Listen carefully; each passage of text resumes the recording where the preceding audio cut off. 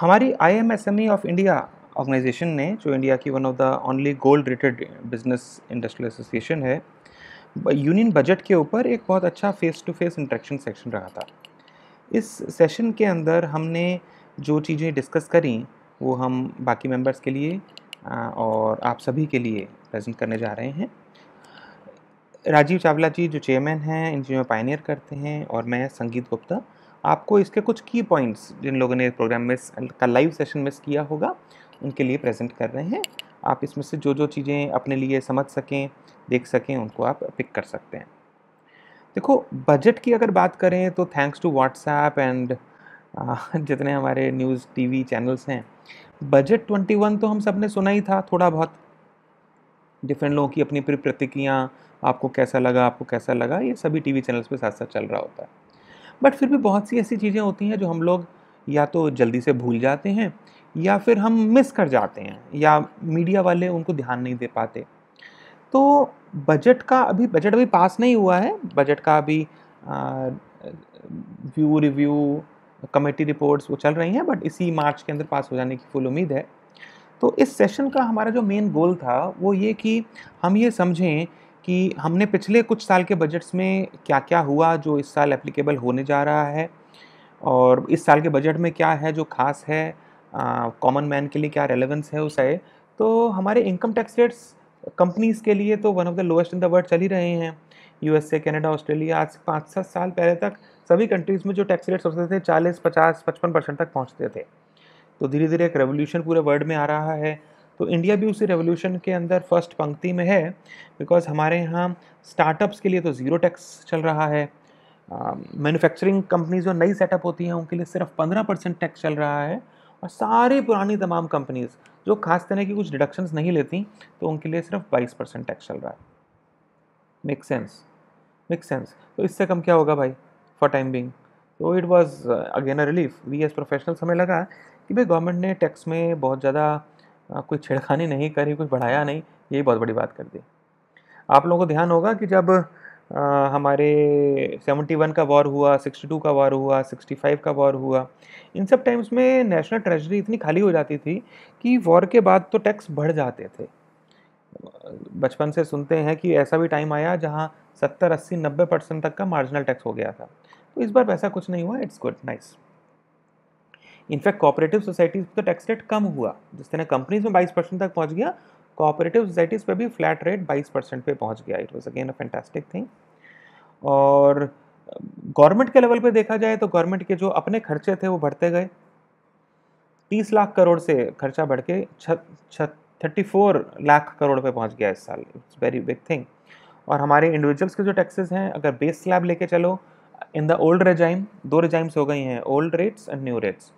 तो जो old rates हैं भैया, जिनको पुराने रेट्स पसंद हैं, जिनको बहुत सारी रिडक्शंस लेनी है, उनकी सिचुएशन ही ऐसी है, उन्होंने लोन ले रखे हैं, लोन का ब्याज देते हैं, उनको बहुत सारी डिडक्शंस भी लेनी है, तो उनके लिए ओल्ड रेट है कि 2.5 लाख तक ज़ीरो, उसके पास 5%, अगले 2.5 लाख का फिर 20% और फिर 30%। तो यहाँ पे आप देखेंगे 30% 10 लाख पे शुरू होता है, और जो 60 प्लस हैं उनके लिए 3 लाख तक एग्जम्प्ट है, उसके बाद 5% एंड कंटिन्यू करता है। और जो 80 प्लस हैं सुपर सीनियर सिटीजन्स, उनको 5 लाख तक निल। 5 लाख मतलब 40-50 हज़ार की जिसकी मंथली इनकम है वो ज़ीरो टैक्स पे है, क्योंकि ये इनकम भी आफ्टर बहुत सारी रिडक्शंस होती है, और उसके बाद 20-30 का स्लैब आता है। फिर गवर्नमेंट ने जो ऑप्शनल रेट्स दिए, कि भाई जो लोग ज़्यादा डिडक्शंस नहीं लेते, जिनकी साफ़ सुथरी इनकम है, वो साफ़ सुथरा टैक्स देना चाहते हैं, तो भैया दे दो। उनके लिए गवर्नमेंट ने टैक्स के स्लैब देखिए कितने आसान कर दिए। गवर्नमेंट ने कहा कि भाई 2.5 लाख तक तो जीरो है ही, 2.5 से लेकर 5 तक सिर्फ 5%, और उसके अगेंस्ट भी रिबेट अवेलेबल है। उसके बाद 10%, उसके बाद 15%। तो 10%, 10 लाख के बाद जहाँ वहाँ 30% था, 20% शुरू होता है 10 लाख के बाद, 25% शुरू होता है 12.5 लाख के बाद, और 30% शुरू होता है 15 लाख के बाद। 15 लाख की टैक्सेबल इनकम इफेक्टिवली कई बार तो कुछ लोगों के लिए इस सेविंग्स के बाद है ये। तो आपकी हो सकता है इनकम 17-18 लाख हो, तो 1.5 लाख रुपए महीने वाला इनकम वाला बंदा भी मार्जिनल 20% दे रहा है, एवरेज उसका 6, 7, 8, 10% बैठता है। तो ये fantastic low rate of taxes चल रहे हैं, so we should all be happy about it for time being. Individuals और HUF के लिए ये स्लैब रेट्स हैं। और हमें खुशी है कि हमारी एसोसिएशन ने टेकअप किया था ये मैटर गवर्नमेंट के साथ 2018-19 में।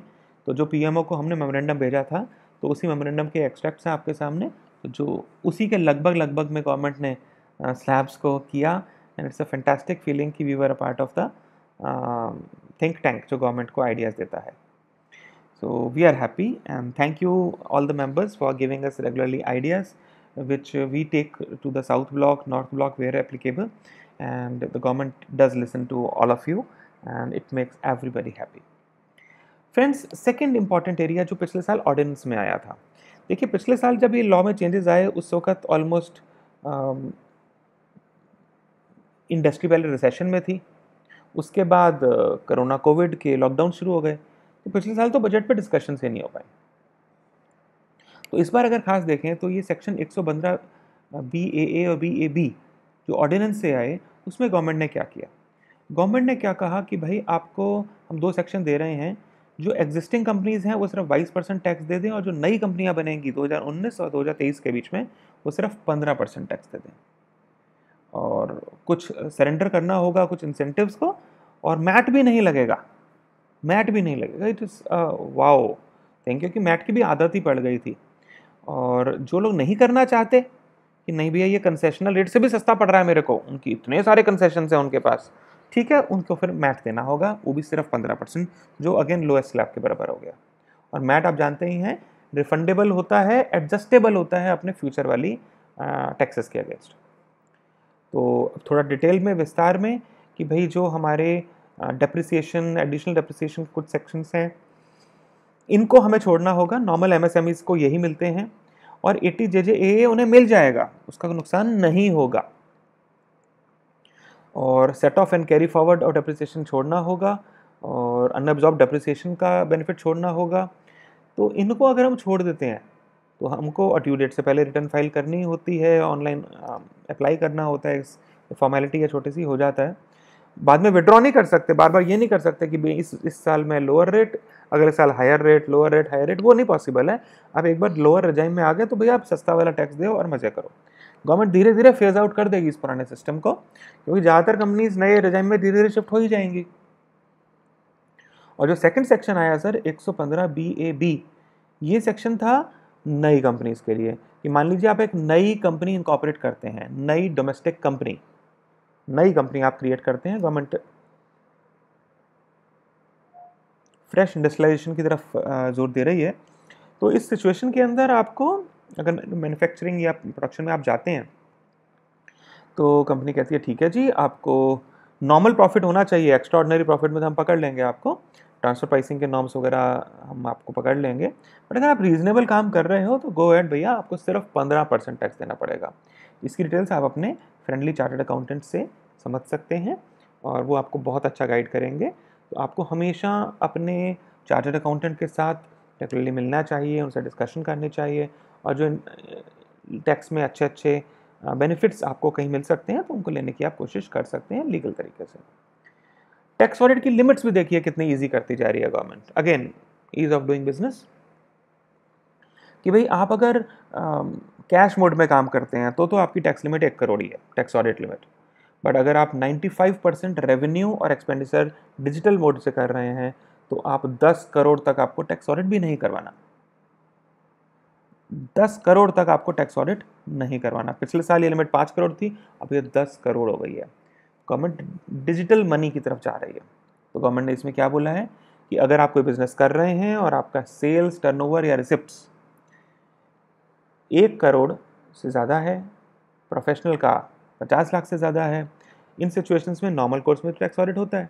बट डिजिटल पुश क्या हुआ, अगर all amounts received including sales turnover gross receipts उनका 5% कैश में नहीं है, और ऑल पेमेंट्स किसी भी तरह का कोई खर्चा अगर आप करते हैं और उसका 5% ज़्यादा कैश में नहीं है, तो आपको पहले 1 करोड़ का 5 करोड़ था, 5 करोड़ की जगह 10 करोड़ है।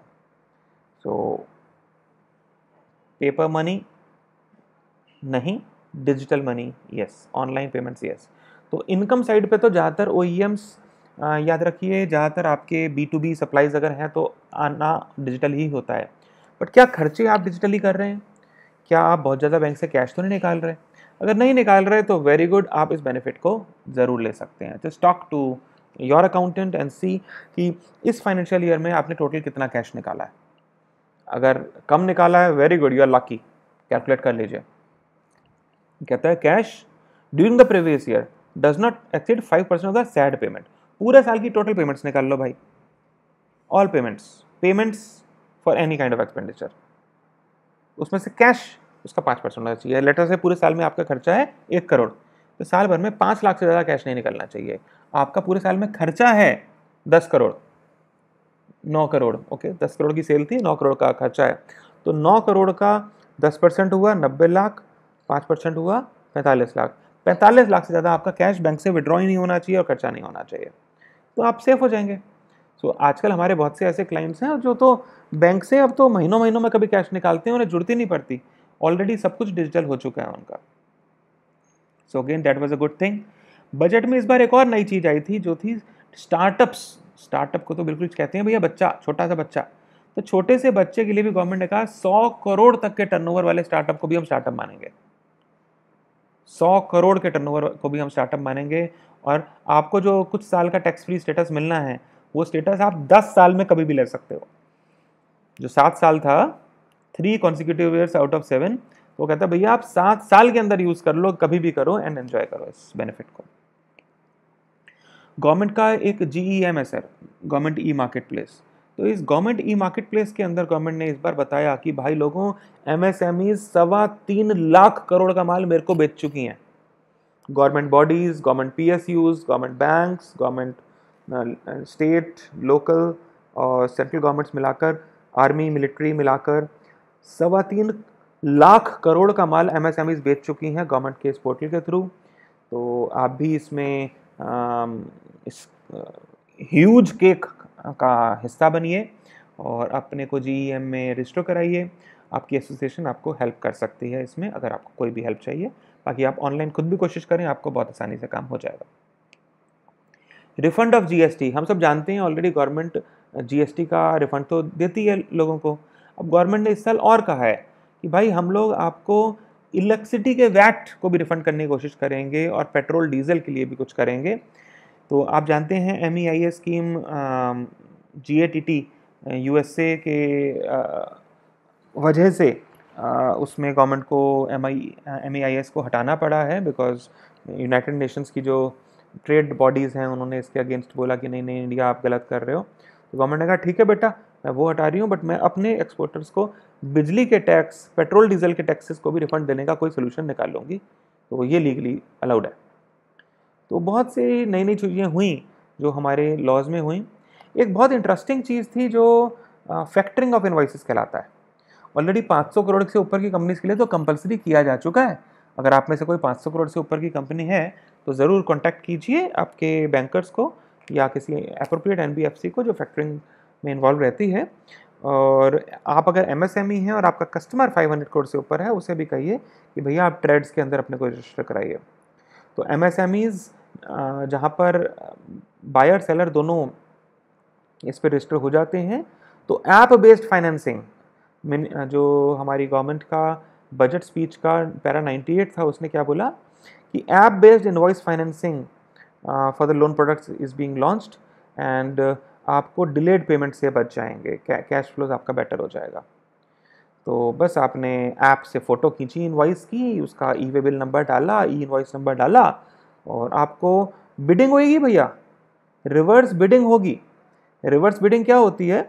जिसके अंदर दोनों पार्टीज़, इधर से जो इनवॉइस अपलोड करता है आइदर बायर और सेलर, और फिर बिडिंग करवाता है, हाँ भैया बोलो कौन मुझे लोन देगा, मैंने 10 लाख का एक इनवॉइस चढ़ाया है, तो मैं सप्लायर है, बायर है और फाइनेंसर है। फाइनेंसर्स जैसे Bajaj finance, Reliance finance, Tata finance और पता नहीं इंडिया में कितने NBFCs होंगे मदूत, ये और इनके जैसे सौयों कंपनीज वो बिडिंग करनी शुरू करती हैं स्टॉक मार्केट जैसे, मैं लोन दूंगा, मैं लोन दूंगा, मैं लोन दूंगा। एक कहता है 9%, दूसरा कहता है 9.25%, 8.5%, 8%, 8.25%, based on credibility of both the parties, है ना। बायर कितना पक्का है, सेलर कितना पक्का है, पास्ट हिस्ट्री कैसी है, पेमेंट टाइम पे आती नहीं आती, और जिसको फ़ायदा लगे।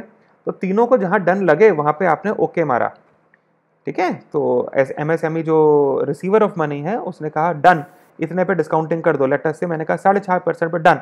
तो 6.5% पे जैसे ही मैंने डन बोला, डिस्काउंटेड अमाउंट, डिस्काउंट काट के 6.5% पर एनम, यानी महीने का तो आधा % हो गया, व्हाटएवर, वो तो डील के ऊपर है, आपके अकाउंट में अगले दिन वो पैसा पहुंच जाएगा, आपने जिस दिन एक्सेप्ट किया।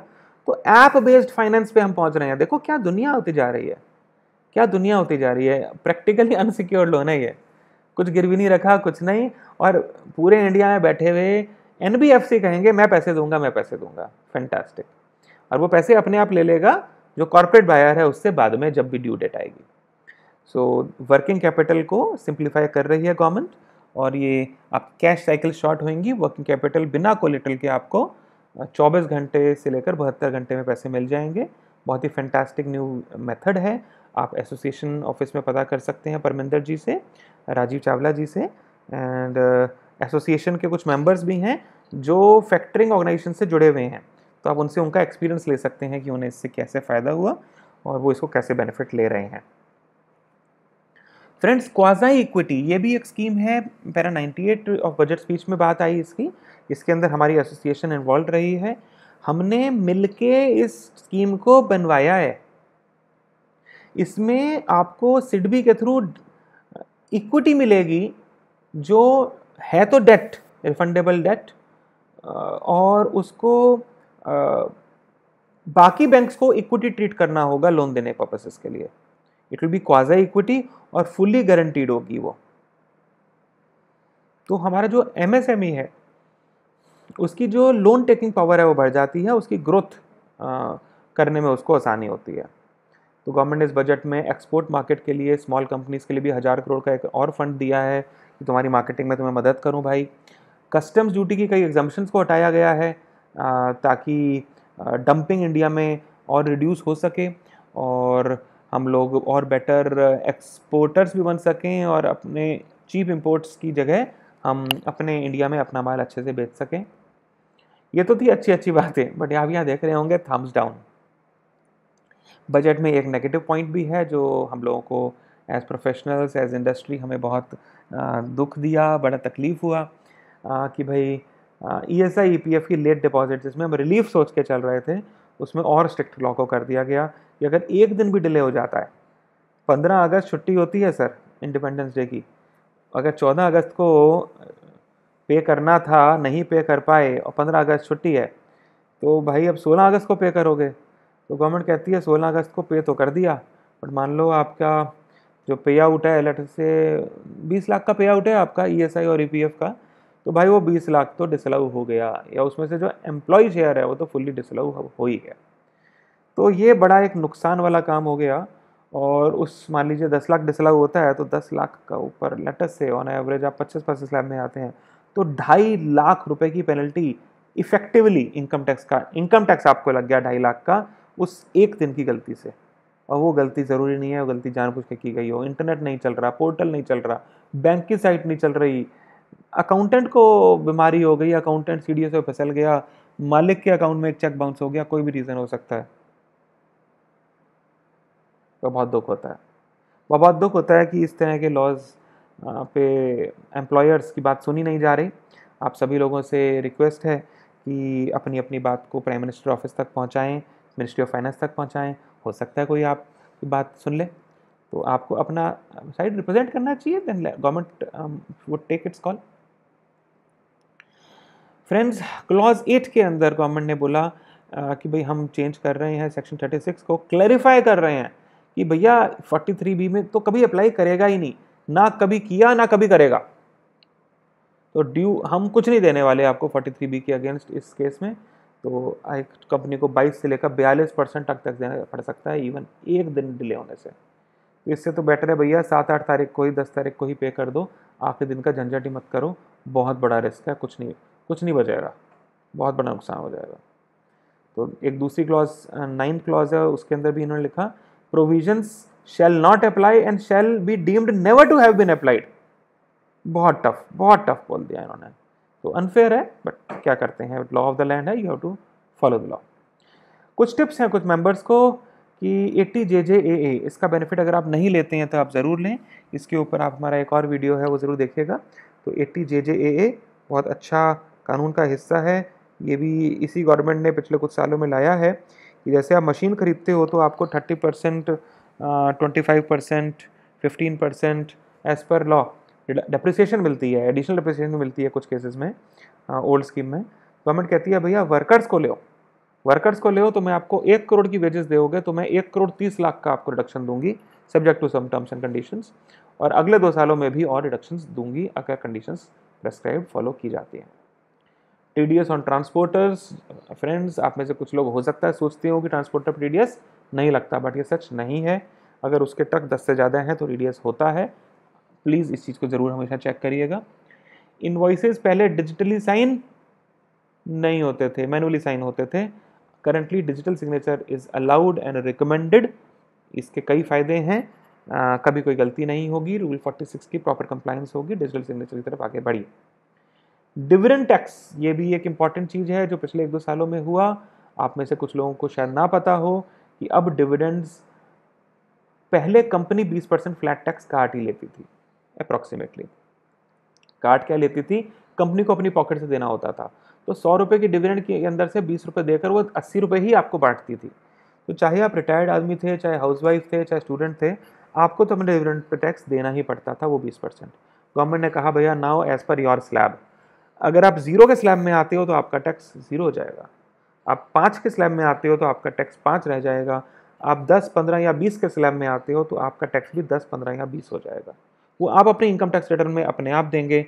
टीडीएस एक छोटा सा कट जाएगा, वो भी पहले 5,000 पे नहीं कटेगा।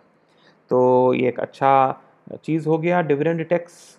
डिपेंडिंग, आप एक हाई नेटवर्थ पर्सन हैं तो आपका टैक्स बढ़ गया, बट आप अगर एक एवरेज या बिलो 10-15 लाख्स वाले लोग हैं तो आपका डिविडेंड टैक्स बहुत कम हो गया या एक तरह से 0 हो गया, आपका मनी इन हैंड बढ़ गया। जीएसटी रीइंबर्समेंट पे लगती है, आप लोग इसमें गलती मत करिएगा। Check again with your IMSME team और your own consultants. Proper chartered accountant से सलाह हमेशा लेके चला करिए। जीएसटी लगता है रीइंबर्समेंट्स पे, इसमें गलती मत करिए। Cash payments more than 10,000 allowed नहीं होती है, प्लीज़ सब लोग ध्यान रखें। अभी भी रेगुलरली गलतियाँ दिखती हैं। डोनेशन तो 2,000 से ऊपर की कैश में अलाउड नहीं है। ATG नहीं मिलेगा अगर 2,000 से ऊपर की आप कैश की पर्ची ले रहे हैं, और कैपिटल एक्सपेंडिचर भी कैश में अब नहीं हो सकता। तो फ्रेंड्स, वेल्थ टैक्स भी बंद हो चुका है कई साल पहले, बट पर्सनल बैलेंस शीट बनाना मत भूलिए, ज़रूर बनाइए। Take the help from your professional friends. Budget 2021 एक बंडल था अच्छी और कुछ लेस देन अच्छी चीज़ों का। तो भैया जो है सो है, जो अच्छा है उसको समझ लो, जो बुरा है उससे और सीख लो कि क्या गलती नहीं होनी चाहिए। तो फ्रेंड्स, दिस इज संगीत Gupta from Integrated Association of Micro, Small and Medium Enterprise of India at your service. Thank you.